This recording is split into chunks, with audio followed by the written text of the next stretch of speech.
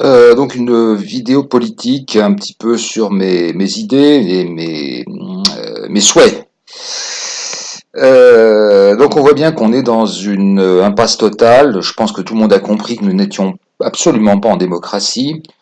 Donc nous sommes dans une sorte de monarchie élective, une plutocratie, une oligarchie. Enfin bon, on peut dire ça un petit peu comme on veut. Donc la situation est dans une impasse totale. Moi, aux dernières élections européennes, je ne cache pas, hein, moi j'ai voté Rassemblement National, mais c'était pour faire du barragisme à Macron, parce que je voulais pas trop prendre le risque que Macron soit en tête. Donc bon, au total, on a limité le, je regrette pas, on a limité les dégâts parce qu'un Macron en tête, ça aurait été quand même assez grave. Bon. Mis à part ça, je vais être très clair, je n'ai aucune sympathie pour Marine Le Pen, aucune admiration. La ligne politique du Rassemblement National, je ne sais même pas ce qu'elle est actuellement, je pense qu'elle est en train de devenir. Oui, le Rassemblement National est une crèmerie, avec des gens qui sont devenus un peu des fonctionnaires de l'élection, hein, donc c'est un système qui vous achète, hein, donc c'est très, faut comprendre, c'est pas facile pour un élu de scier la branche sur laquelle il est assis. Et le système est fait comme ça.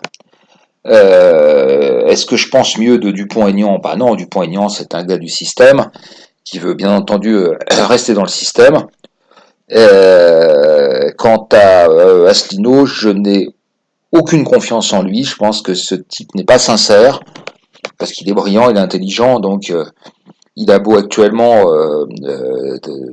tournicoter les chiffres dans tous les sens, il en est à interpréter les abonnements YouTube. Enfin, c'est assez grotesque.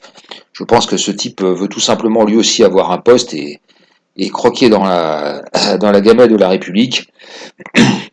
Mais je pense pas qu'il soit dupe, surtout compte tenu de son âge. C'est pas possible, quoi. Ou alors il est dingue, ce que je ne crois pas. Donc je pense que ce qu'il reproche à Marine Le Pen, c'est-à-dire la crèmerie, il veut le faire lui-même. Et d'ailleurs, dans une de ses dernières vidéos, il rêve d'une redistribution des postes avec la sortie avec le Brexit, et éventuellement on le voit se lécher les babines d'obtenir un éventuel poste. Donc ce type ne m'inspire strictement aucune confiance. Lui aussi veut rentrer là-dedans. Alors moi, qu'est-ce que je préconise, si je puis dire? Alors dans l'âme, je suis un abstentionniste actuellement, parce que je pense qu'il faut mettre fin à cette mascarade et il faut plus cautionner ce système. Néanmoins, je ne suis pas un abstentionniste dans mon coin, quoi. Je m'abstiens et rien d'autre. Je pense que l'abstentionnisme doit s'intégrer dans un vaste mouvement de résistance civique. C'est pour ça que je vous ai mis un petit peu la photo de Gandhi. Résistance civique qui comportera des boycotts, qui comportera une orientation intelligente de l'argent comme moyen politique, puis éventuellement diverses actions sur lesquelles je ne vais pas trop m'étendre, en faisant très attention parce que nous avons un gouvernement satanique qui bénéficie de forces armées, ce que j'appelle les forces armées gouvernementales, qui s'appelaient autrefois police nationale, donc des forces armées gouvernementales d'une grande cruauté. Quand vous servez un gouvernement satanique, hein, votre humanité et votre âme, vous êtes obligé de la laisser au vestiaire, c'est logique. Ou alors vous changez de métier, ou alors effectivement quelques policiers l'ont payé ont été éjectés et durement sanctionnés. Mais enfin, honneur à eux. Donc il faut pas offrir ses poitrines aux balles de l'ennemi, hein, faut pas, c'est suicidaire. Et je pense que les actions des Gilets jaunes mériteraient d'être profondément revues en termes stratégiques. Voilà, donc moi je serais partisan d'un mouvement pour pousser à effectivement une nouvelle constitution démocratique. Et ça passe par, vous comprenez, ça passe par un mouvement très fort.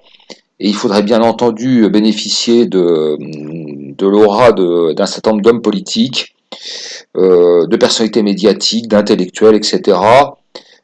Sinon, ça n'aura pas d'effet parce que simplement, vous avez compris que simplement s'abstenir sans mouvement, ça ne sert à rien.